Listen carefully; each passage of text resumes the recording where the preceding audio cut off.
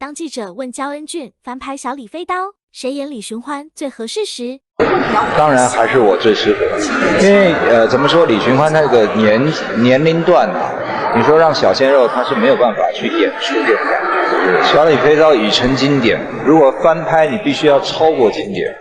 20年之后如果拍，比如说我99年播的，经过20年之后再重拍的话，应该会火。但在这一段时间，最好是不要轻易去拍。處處留情，仍得點點淚未停。揮刀劍斷盟約，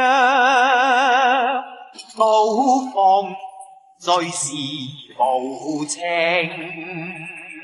無情到而死一拼，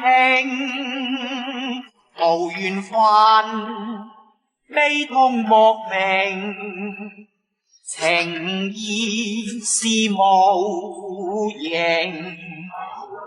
為報恩只有負情，從今化作流平。寒聲凄清相呼應，分飛燕恨流浪看，